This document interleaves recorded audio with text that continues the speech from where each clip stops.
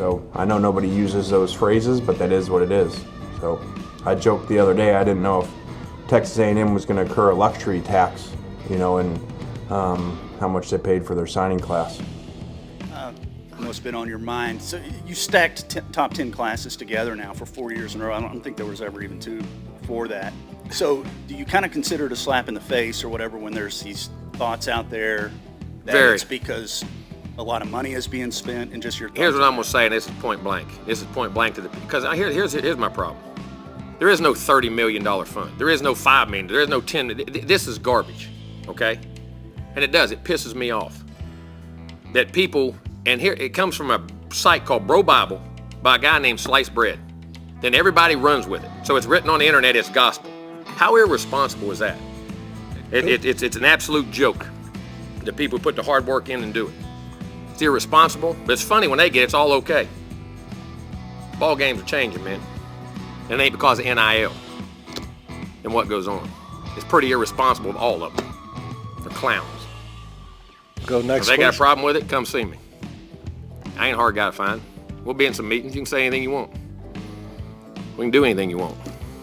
I ain't got no problem with it. I promise you that shit. Welcome in to the latest episode of that SEC podcast. I'm your host, Michael Bratton. I go by SEC Mike on Twitter. And man, do we got a show lined up for you guys. We got my buddy Keith Allsep of the Locked On Gamecocks podcast. Gonna stop by here in a bit to talk some South Carolina Gamecock football. We're gonna touch on Texas A&M. Got some news for them. Florida, even a little Georgia sprinkled in there. So gonna be a great show. But hey, a little interaction I just had before I hopped on the line here. And just a message I want to get out to everybody, because this was just a one-on-one. I had a fan DM me, and he was kind of a little bit bothered, I guess you could say, that, not doing enough to cover his team. And I hear you. I'm just one guy. I try to pick up as much news as I can and deliver it to the audience. But, had a little healthy exchange with him. And, I certainly know I could always do a better job covering the entire SEC. But, let me pose it to the audience this way.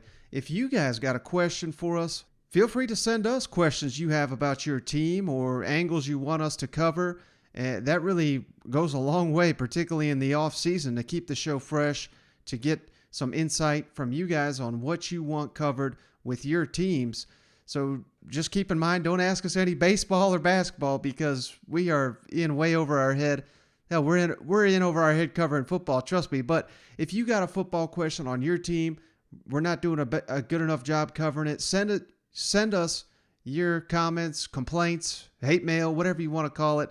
Either DM us or hit us up on our Gmail, that secpodcast@gmail.com.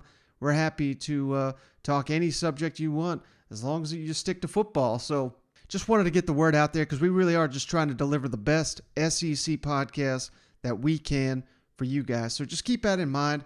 If, maybe you want us to talk something specific on your team, shoot us a line and we'll get that done. But hey, on with the show. And as always, if we can have something fun to start the show with, that's what we're going to lead off with. And this was just phenomenal content here from the troll master, Lane Kiffin. There was a picture. I don't know if you've seen it. I'll throw it up here on the YouTube. I'll throw it up on the YouTube if you're watching. But there's a picture going around. Mike Leach, Deion Sanders. And Mike Leach, happy to share this photo in the podcast Unnecessary Roughness of Barstool. They said the 2 best coaches in the state of Mississippi right here. And Lane Kiffin saw that, and what'd he do?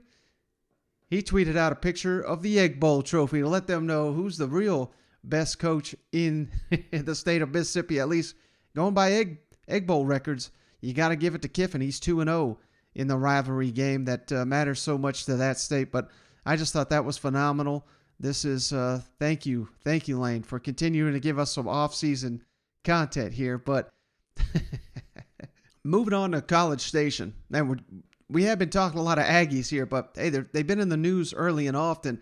And the latest thing, not the greatest, because another defection to the transfer portal This time, following Damon Demas went into the portal here earlier this week. Now another former 5-star recruit, Baylor Cupp, was the number 1 tight end prospect, I believe, in the 2020 recruiting cycle. And unfortunately for Cupp, he's not even seen the field for the Aggies. He's had 2 season-ending injuries in lead-ups to seasons. And here with Texas A&M, one of their deepest positions, the tight end position, just signed another top tight end, Jake Johnson, of course, the brother of Max Johnson. Now we see Baylor Cupp entering the portal. And as always, we got to note, just because he's in the portal doesn't mean that his career's done at Texas A&M. He could take his name right out of it as well. But a really talented player that's just been, his career's been ravaged by injuries to this point.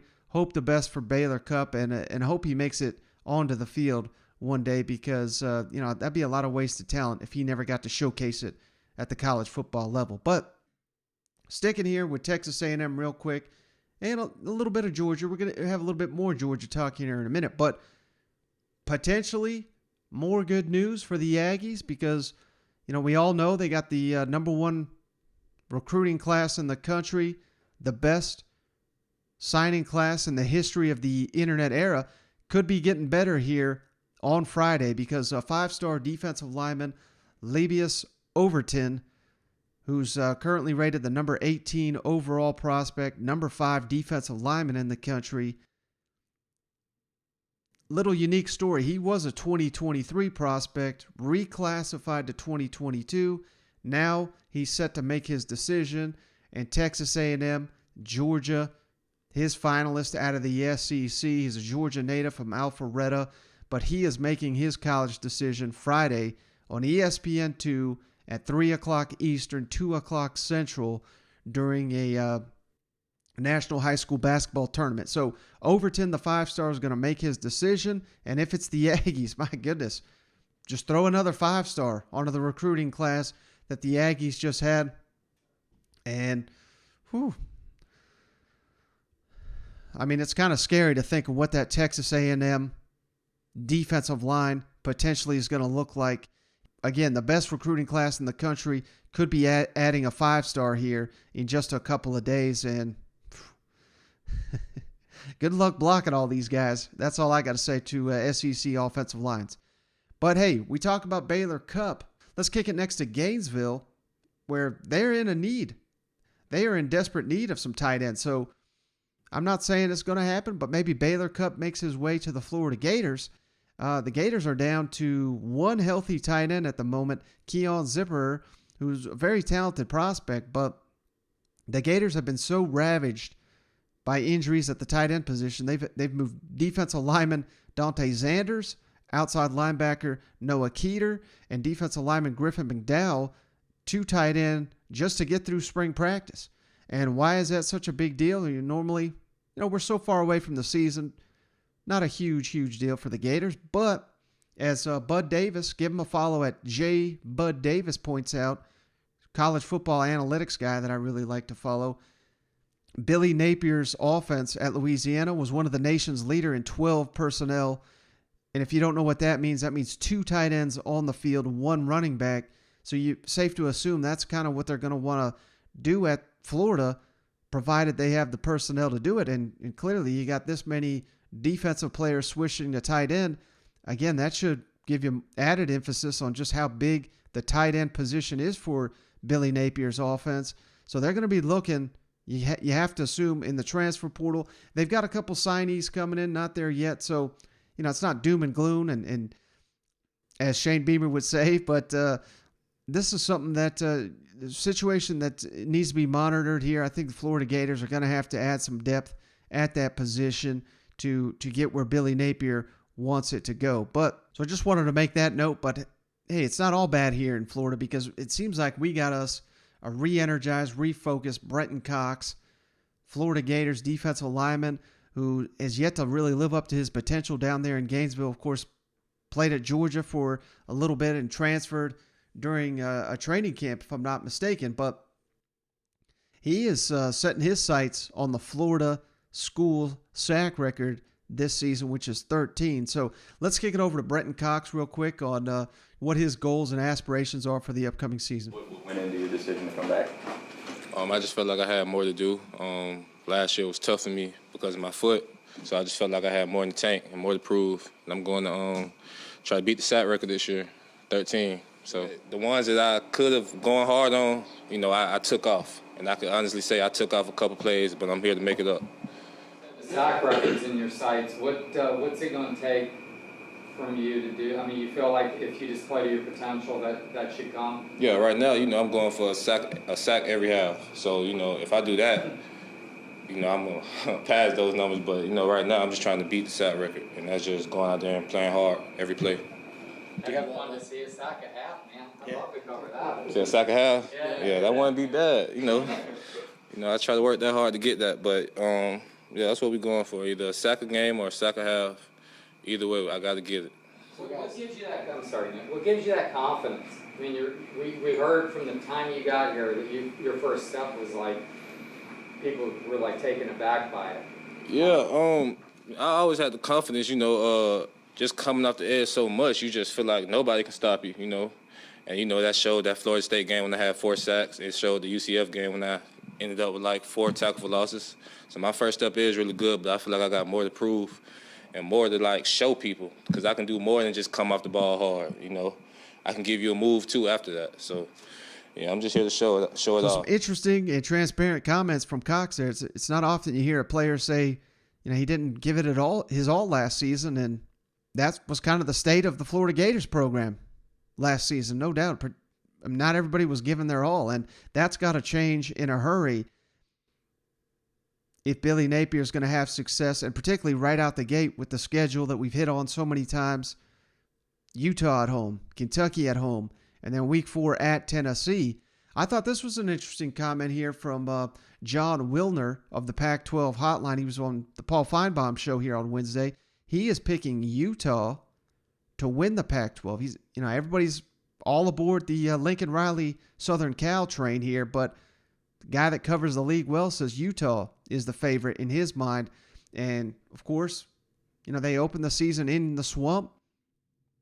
And when I saw this, it made me realize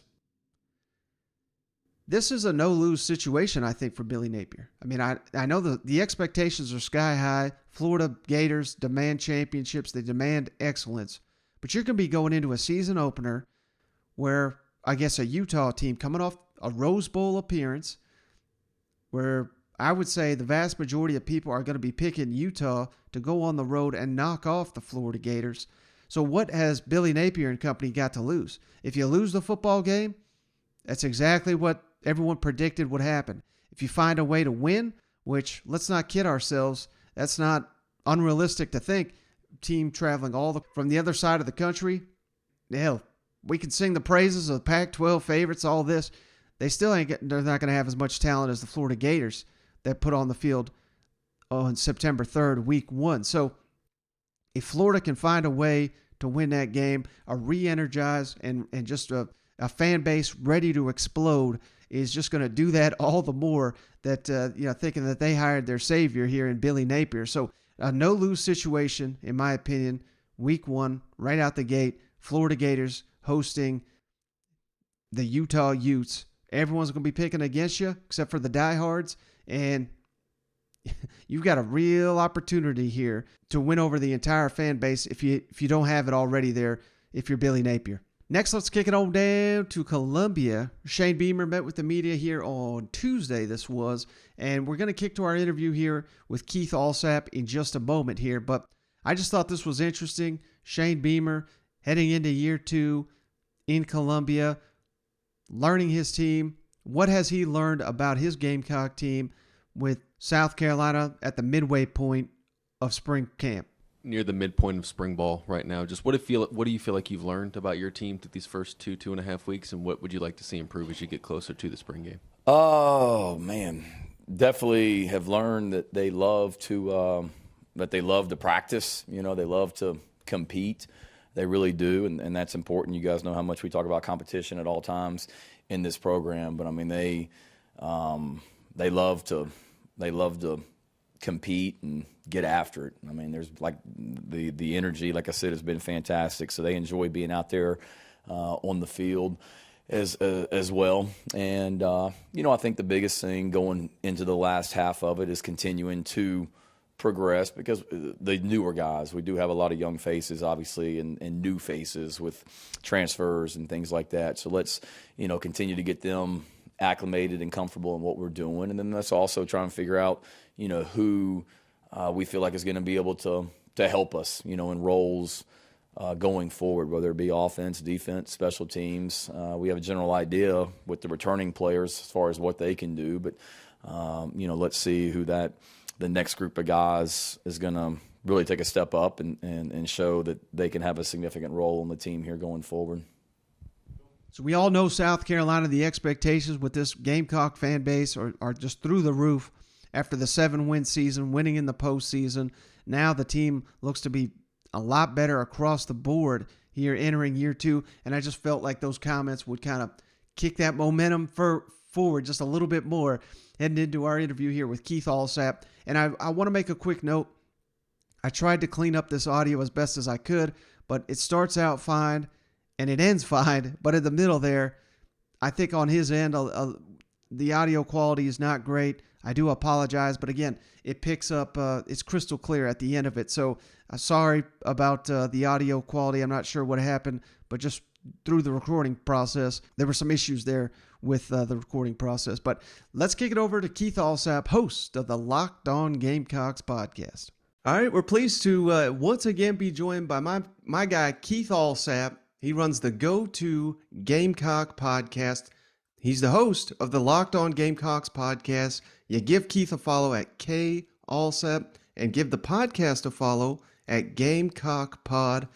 Keith, thank you so much for joining me once again. I always love our chats here. Oh, me too. It's just a pleasure to be in your, among your greatness as the dean of SHOW Podcast. Well, I appreciate the kind words, Keith, but obviously I stick to football. That's what has my attention 365. But I do want to ask you, because I know you're a big women's basketball fan, and it's a huge, huge week for Dawn Staley and company. I just wanted to get your thoughts real quick. Do you think the Gamecocks are going to cut down the nets there in Minneapolis? Well, I mean, they have been the number one team all season long. In the history of the AP poll, 11 women's basketball teams have been ranked number one wire to wire. Okay, from the first poll to the last poll. 10 of those became national champions. And so the odds are in their favor, but I've said this since February.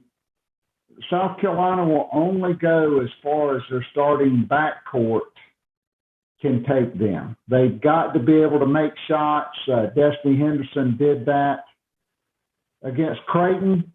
They were kind of the Cinderella team. South Carolina beat them 80-50, and Zia Cook only took 4 shots. She didn't score any points, but she played great defense. But somebody other than Aaliyah Boston's going to have to make shots for South Carolina to cut down the nets. And, once you get to the Final Four, Michael, it's 2 one-game seasons. Mm-hmm. And that's just the way it is. And so I like South Carolina's chance to get to the final on Sunday night. They beat Stanford back in December. They blitzed UConn when they were healthy in November.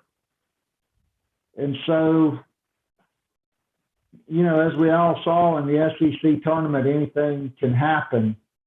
But you have to like their chances. You got the best player in the country, and you probably got the deepest and most talented roster in the country. But it all comes down to a one-game season. It's survive in advance or you go home. Well, I know the SEC will be rooting for the Gamecocks there in Minneapolis, and Gamecock fans, hopefully this is just the start of a championship year for you there in Columbia. So let's transition to football. Spring football, of course, going on right now. The second year under Shane Beamer.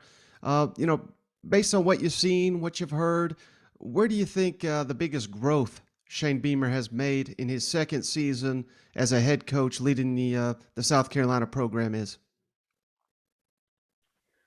Well, I think the biggest thing is from what I've been told and what's been relayed to me is Shane Beamer is much more comfortable, much more assertive in his role. Last year, he really didn't know his team during spring practice. He really didn't have a feel for even his coordinators at that point. Now I think the players and Shane Beamer both are more comfortable with each other, and they all come to practice knowing what to expect. And so I think just from an energy standpoint, you hear that a lot from people that are inside the building. The energy level in practice, players love coming to practice. The positivity is still in place. The culture continues to grow. And so I think, big picture, that would be my biggest takeaway. But as far as on the field, I mean, the biggest change is at the quarterback position with Spencer Rattler. Last year it was Luke Doty, and it was Jason Brown, who was a Division III player. Brown didn't get to practice much because of health and safety protocols. Luke Doty was a true sophomore who had split time at quarterback and wide receiver as a freshman.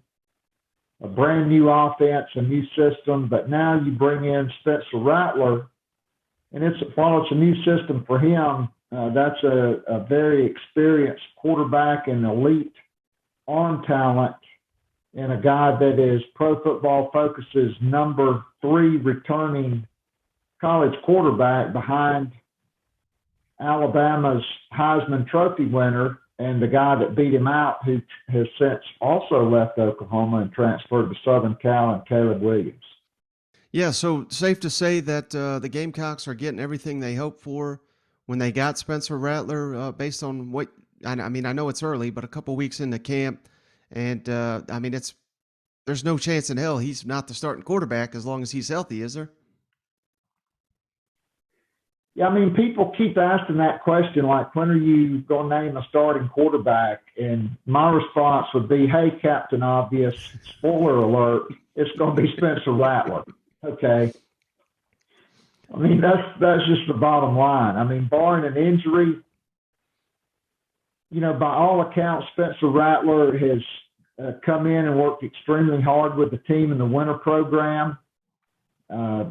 A lot of the guys have gravitated towards him. He's been a great teammate, an excellent leader, and by all accounts, just a big-time arm talent. Yeah, no doubt, and he's got something to prove, but which should only help his game if he puts in the work this offseason. But someone else there in Columbia that's got a lot to prove, particularly to that fan base, is Marcus Satterfield, of course, the offensive coordinator. Very rough debut, but I'm not asking you to say he's going to be the best offensive coordinator in the country or anything, but is there a chance that now with a big time quarterback, added weapons at receiver and tight end, I think they really like the depth at running back. The offensive line is going to remain a question mark until we see it, but assuming those pieces fall into place, maybe do you think it was maybe a little bit of a rush to judgment on Marcus Satterfield? And do you think he could have a big bounce back year given all the tools he'll have to work with this season? Well, I was very open about my criticism of Marcus Satterfield. I probably would not have brought him back, but then again, he was not in my wedding. So,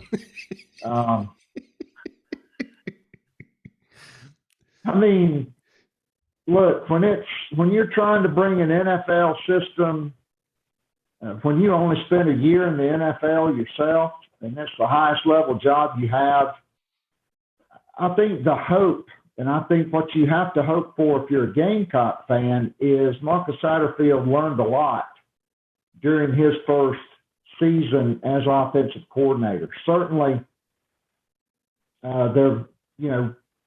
his coaches learned a lot. Hopefully, there was some division. There was, some stuff that wasn't great that went on behind the scenes between him and how he treated some of the offensive staff. They had a closed door meeting where Shane Beamer came in and locked the door, and they aired all their grievances, kind of like Festivus, the airing of grievances.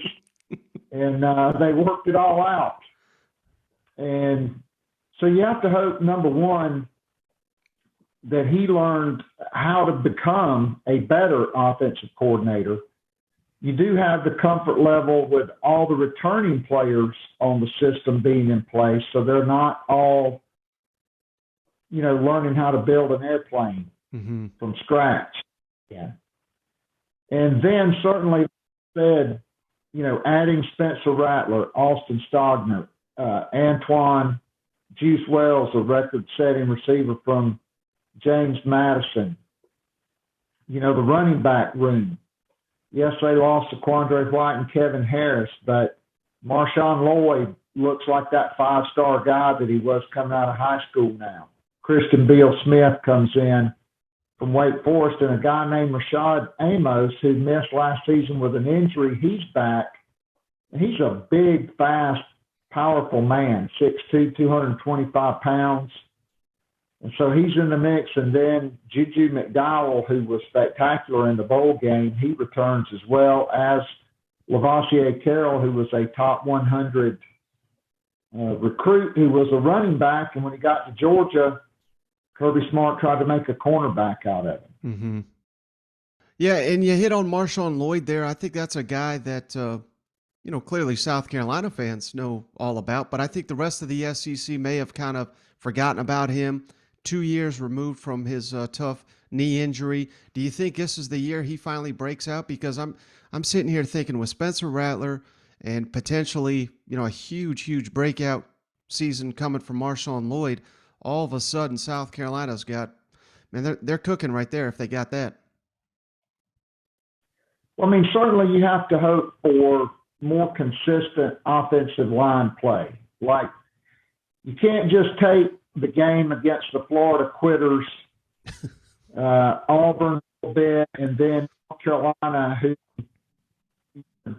basically the bullfighter Olay defense.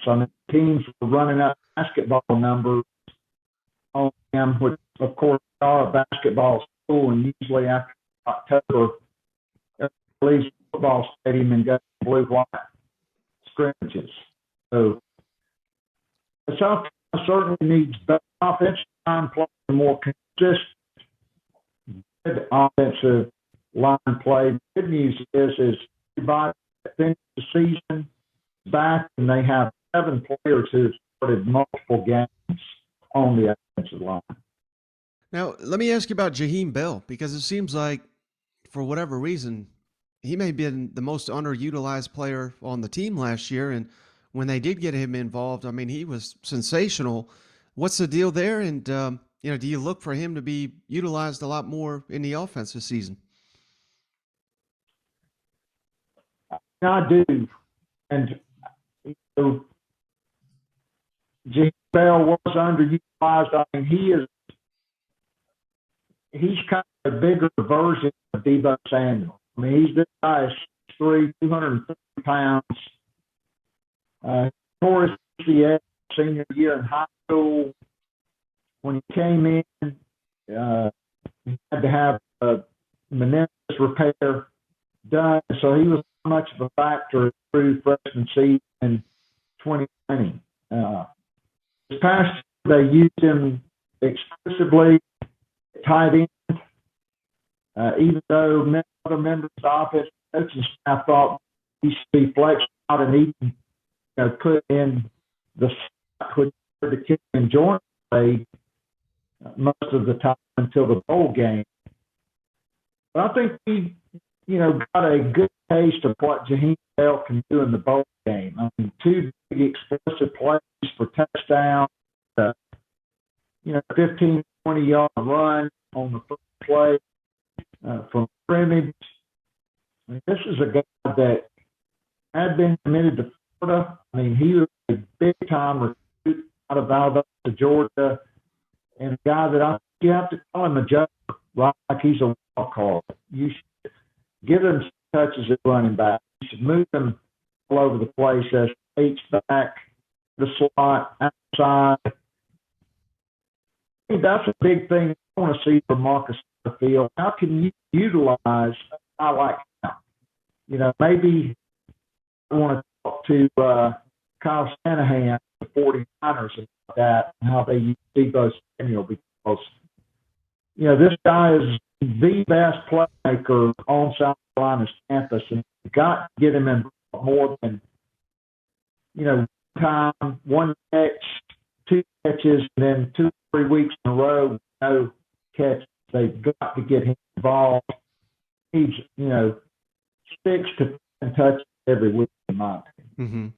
Now, I think Clayton White, hell, I didn't even know who he was when he got the South Carolina job, but he just did a remarkable job taking a defense that I know, we have such a short-term memories, but under Will Muschamp, I mean, the defense was just dreadful.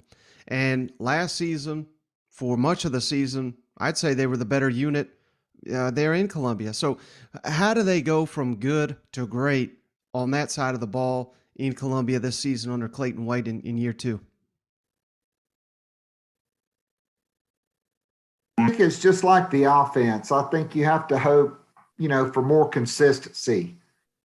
They were great against the run against some teams, and then like Missouri and Clemson, they just ran it, right down their throats. And I think part of it was just the linebacker play. I think South Carolina's defensive line, was really good most of the time. Linebackers, Missouri runs that outside zone, and, Damani Staley, who stepped in after Sherrod Green's injury in the Georgia game, he was the primary middle linebacker. And if you're asking that guy to, get outside the tackle box and make plays, he just can't do it. Now, Sherrod Green got an extra year. He's back. He's healthy. He's working out at linebacker. There are some younger guys in the mix there. But I think for me, the biggest key for run defense is going to be improved linebacker play. South Carolina has to be better at identifying runs, gap integrity with the linebackers. And then in the SEC, you've got to have guys that can get there. If a guy takes a false step and he's a 4'8" or 4'9" guy in the 40, odds are he's not going to get there. You've got to have big-time athletes at linebacker, particularly when you run a nickel defense and predominantly only use 2 linebackers. Mm-hmm. Now, this offseason, Keith, I mean, you could make the argument for South Carolina, Tennessee, Kentucky. I would even throw Florida, because they got talent, and I think they got a good coaching staff in there now. Of those 4, can you make the case for the audience of why South Carolina will finish with a better record than anybody in the East, with the exception, of course, of Georgia? And hell, I got my questions about Georgia. Everybody's penciling them in back to Atlanta. I'm not ready to go quite that far. So make the case for South Carolina taking that big jump in year 2. All right. So generally when South Carolina has Kentucky and Vanderbilt on the road, although Kentucky has certainly become problematic for South Carolina over the last decade, that's when you have the easier schedule. Missouri comes to Columbia, South Carolina. Tennessee comes to Columbia, South Carolina. Georgia and Texas A&M will come to Columbia. Arkansas, they lost a lot of guys in the portal, but you go there early. And so Arkansas and A&M are your 2 Western opponents, then you're at Vanderbilt and you're at Kentucky. And so for me, with Spencer Rattler, Jaheim Bell, with all the weapons in place, at running back, wide receiver, I think South Carolina will probably get a commitment right after their spring game from Arkansas State, transfer receiver Corey Rucker. He'll come in the summer. Josh Vann is back. Like I said, you returned 7 guys who've started a lot of games on that offensive line. And you brought back a lot of players on defense. Cam Smith was Pro Football Focus's #1 returning cornerback. They shored up the safety position with Devontae Reed, a transfer from Central Michigan that had offers from Texas and most of the SEC. I mean, there's a lot to like about this team. It's a veteran team. And when you add an elite quarterback and more playmakers, that makes your entire outlook different. I mean, you look at teams in the National Football League, even in the SEC, I mean, outside of Georgia, which could not beat Alabama, by the way, when their wide receivers were healthy in the SEC championship game. If you have an elite quarterback, I mean, over 90% of the time, the team with the better quarterback wins. I don't know, how many times Spencer Rattler will not be the best quarterback on the field. And I think that is what gives South Carolina, along with a, plethora of veteran players returning on offense, defense, and special teams, a great chance to potentially finish second in the East. All right, last thing for you, Keith. So I don't want to overlook that Arkansas game that you referenced, because Arkansas is a good team. And Texas Longhorns found out real quick how tough Razorback Stadium is, particularly at night. We don't know when that game will take place. But, moving just one game ahead on that, Georgia comes to Williams-Brice Stadium. And, like you said, there's questions about Georgia, particularly Stetson Bennett's going to have to carry that team. And this is a guy that leading up to the national championship game, the fan base was done with him. Now he's a hero. I get it. He won, but it's pretty bizarre how anytime I question Stetson Bennett, it's like they forget that they doubted him for 14, 15 games. But what percentage would you give the Gamecocks to pull that upset week 3, Williams-Brice Stadium, Georgia coming to town? And let's not act like this South Carolina team, this program, hell, they upset North Carolina. They upset Auburn. They upset Florida. I mean, this is a team that already knows how to get that done. What percentage chance, given what we know right now, would you give South Carolina to pull that upset early in the season? I mean, look, you got to give the devil their due. Kirby Smart is now a national championship coach. He beat Nick Saban in the national championship game. But at the same time, they are losing a ton of guys. I mean, they may have 5 or 6 first-round draft picks, as well as, losing a George Pickens. He's gone to the NFL draft. Steve Spurrier used to always say, I like playing Georgia the first 2 or 3 games of the year because usually they have 4 or 5 guys suspended. So, maybe if, that holds to form and Georgia's missing some players, I'd still probably say 1 in 5. I mean, that'd be, 1 in 5 chance. I mean, until South Carolina shows that they are an explosive offense, until they show that they can stop the run against a big-time program, it's hard for me to pick it. I mean, I do think that there's a lot to like about this team, but I still have questions about Marcus Satterfield, and I still have questions about how good the linebacker play is going to be. And until those questions are answered, I can't pick that. I got you. upset. Well, we're going out on a low note. I was waiting for you to go all in, guarantee the upset here, but I understand. I mean, hell, we're talking arguably the most talented roster in college football, so I won't hold that against you. But you'll be changing your tune come September. I'll wait for Keith to predict that one, but he's Keith Allsep, host of the Locked On Gamecocks podcast. Don't forget to give him a follow at KAllsep, and don't forget to check out the podcast at the Gamecock Pod. Keith, thank you so much for joining me. I really appreciate you. Absolutely. My pleasure as always. And thanks for not playing Rocky Top while I was. All right, so just want to say thanks again to Keith for joining the show. As always, had him on a number of times, and he's going to have me back on his show very soon, he says. But I love having those conversations with Keith. You know, he's completely unfiltered. He shoots from the hip, and that's what we try to do here as well. So I just really appreciate Keith taking the time here in the middle of the week, in the middle of South Carolina's camp, to talk some Gamecock football.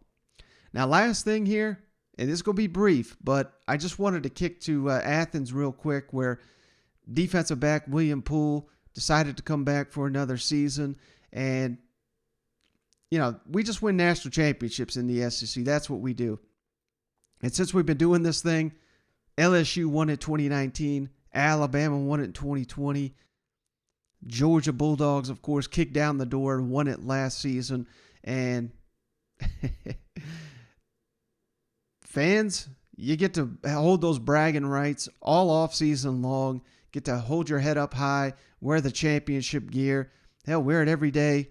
If my school won the national championship, I don't think I'd take that gear off the entire off season. But I just thought Georgia fans would really appreciate William Poole's thoughts on the epic pick six play against Alabama that sealed the deal and let every Bulldog in the country know their team is going to win the national championship. William, what was your perspective on the regular pick six? What was going through your mind on that play? What was going through my mind on that play was, they throwing the ball towards me. That's what it looked like it was coming, but it was kind of an overthrown ball. And once I seen Keeley catch the ball, all I could think was, we did it. That's all I thought. And the way he sealed it out with the touchdown run and everything, that made it great. All right, so I just figured that'd be a great way to end the show. But, hey, we got one more coming this week. Another great guest lined up. First-time guest. We're going to talk some Texas A&M football here to close the week strong. But I appreciate each and every one of you for hanging out. As always, we'll catch you on the next one.